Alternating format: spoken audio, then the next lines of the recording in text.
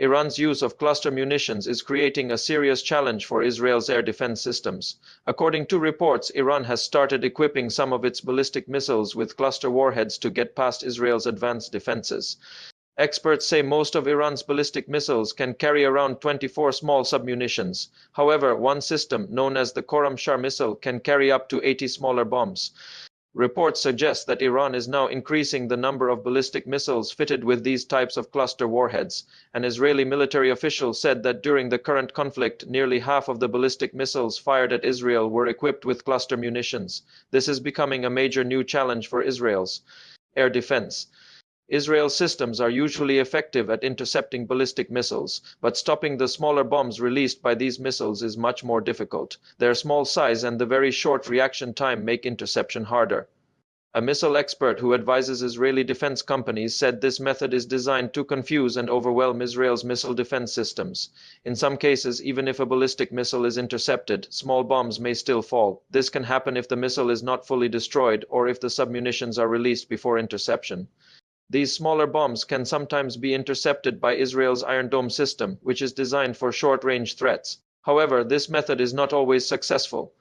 The expert also noted that Iran may not currently have the capability to launch large numbers of ballistic missiles at once. Because of this, using missiles with cluster warheads allows Iran to cause more damage even with fewer launches.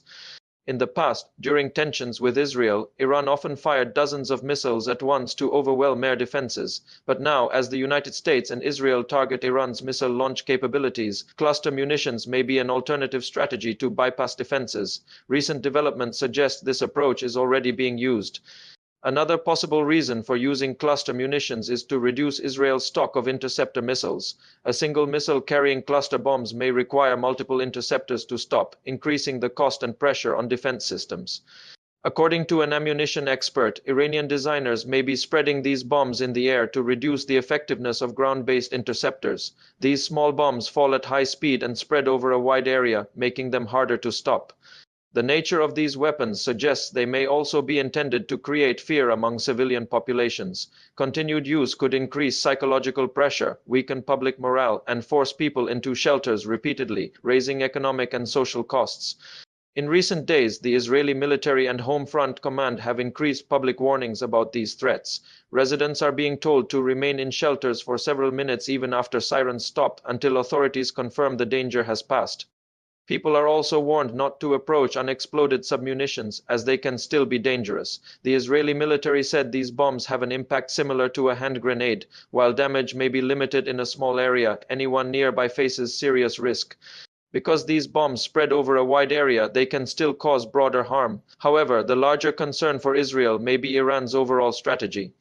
It appears Iran may be shifting toward a long, exhausting conflict. Even a single missile, especially one carrying cluster munitions, can force millions of Israelis into shelters and push Israel and the United States to keep using their limited and costly interceptor systems. This is why the impact of this conflict is also being felt on Israel's leadership and decision-making at the highest level.